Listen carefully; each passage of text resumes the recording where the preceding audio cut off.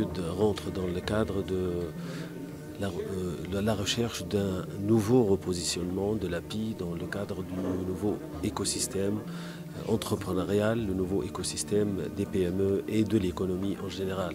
Parce que l'API a joué un rôle d'un acteur majeur dans le tissage de l'économie, de l'entrepreneuriat en Tunisie, et on a voulu se placer devant un miroir, devant le miroir plutôt, pour se voir et pour voir les points faibles, les points forts de notre agence, de notre mission, et capitaliser sur ce qui est bon et trouver des solutions pour ou un plan d'action, identifier un plan d'action pour se repositionner au profit des entreprises, pour servir le tissu économique avec des meilleures conditions, avec un nouveau output, avec un personnel adéquat, avec une réorganisation adéquate, et bien sûr un nouveau mode de fonctionnement avec une synergie qui devrait être créée entre les acteurs de l'écosystème pour être au diapason de ce qui se passe dans le monde, pour confronter aussi la concurrence rude pour l'attractivité de chaque pays. Donc au niveau de la Tunisie, on n'est pas épargné pour fournir un climat d'investissement et un environnement d'affaires favorable pour attirer que ce soit les IDE, les investissements directs étrangers, que ce soit les investisseurs tunisiens, pour les inciter à investir davantage à travers un service et une panoplie de services à leur profit. Bon, l'étude a dévoilé, a révélé plusieurs obstacles. Il y a des obstacles au niveau de la structure de l'API, l'architecture organisationnelle. Il y a des obstacles au niveau de la capacité technique aussi. Et il y a des lacunes au niveau du suivi post-création, par exemple pour les petits projets hébergés surtout dans les pépinières. Il y a aussi le suivi post-création ou post-octroi d'avantages, c'est-à-dire on accorde des avantages mais on ne sait pas quelle efficacité par la suite a été détectée.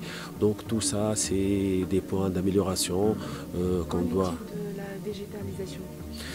Bon, la digitalisation, on a commencé 2020, bon, Covid oblige tout d'abord, mais aussi ça rentre dans le cadre de toute une stratégie du gouvernement pour digitaliser les services publics et pour assurer une transition économique et numérique, une transition numérique.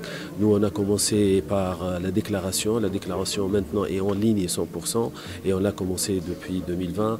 Aujourd'hui, on ne délivre pas des attestations de déclaration de dépôt manuel, mais tout est en ligne.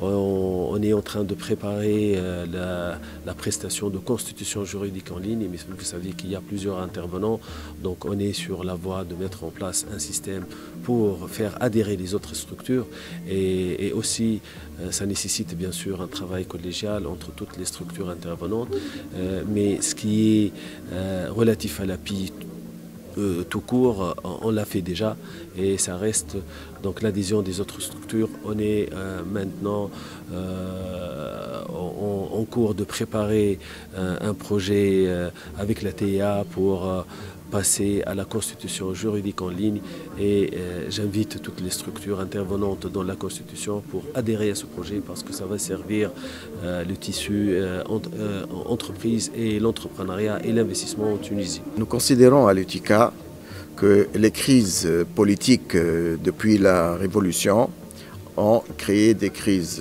économiques, ont engendré des crises économiques et des crises sociales. Aujourd'hui, nous devons reconsidérer l'opérateur économique pour qu'il reprenne confiance et qu'il recommence à investir pour créer des emplois. Nous n'avons pas d'autre choix en Tunisie.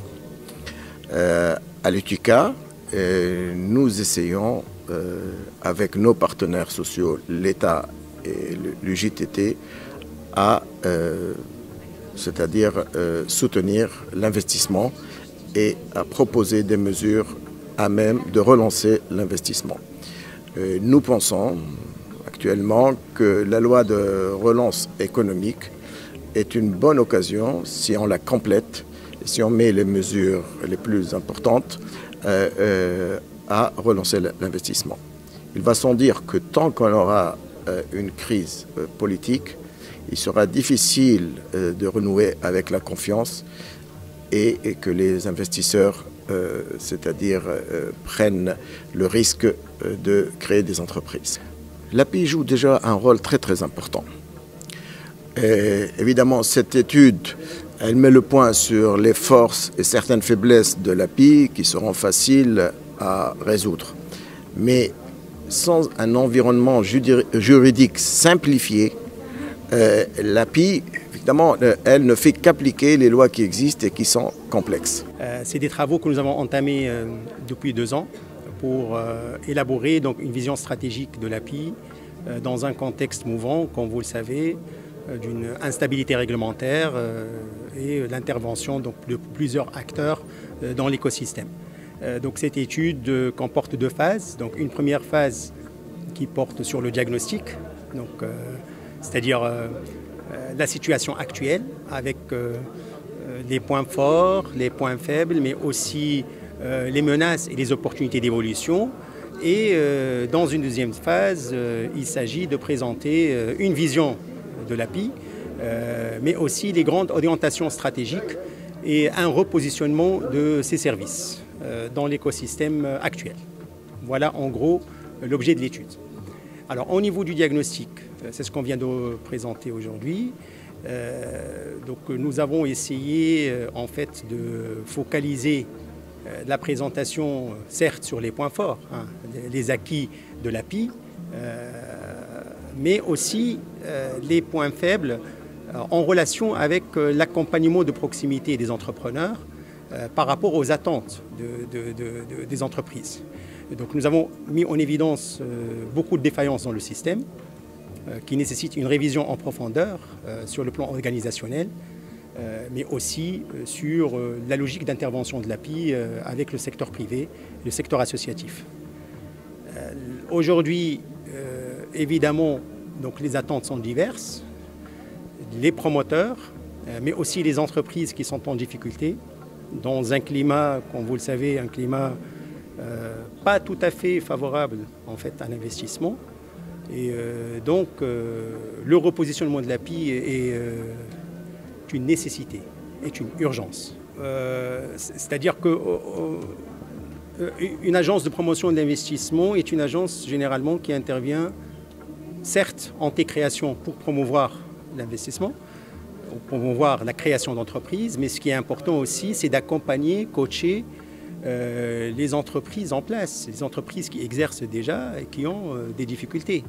Et au niveau de ce maillon en fait, de l'appui, la présence de l'API nécessite quand même un peu plus d'engagement. L'API, certainement, donc, est associée aujourd'hui au service historique, c'est-à-dire qu'on associe l'API toujours au guichet unique pour créer une entreprise, la constitution juridique, la déclaration de l'investissement, ou aussi pour demander un avantage. C'est bien, elle le fait très bien, elle doit s'améliorer donc, au niveau de ses services, certainement, mais il va falloir aussi se projeter dans des services à plus forte valeur ajoutée. Innovation, accompagnement post-création et aussi et surtout partenariat avec le privé et le tissu associatif donc pour mieux accompagner les jeunes. Parce que bon, on a démontré que par exemple le service déclaration des investissements, ça prend beaucoup de temps pour l'API. Donc beaucoup de travail administratif, mais que finalement, in fine, sur le terrain, donc beaucoup d'investissements ne sont pas réalisés. Le taux, il est de 55%, d'accord ? Donc si on accélère la digitalisation, au moins, on va pouvoir alléger donc, la pression sur le personnel de l'API, et ce personnel va pouvoir s'orienter vers des services à plus forte valeur ajoutée, en matière d'accompagnement, de coaching, et beaucoup plus intéressant en tout cas que la constitution juridique de la société ou la déclaration d'investissement.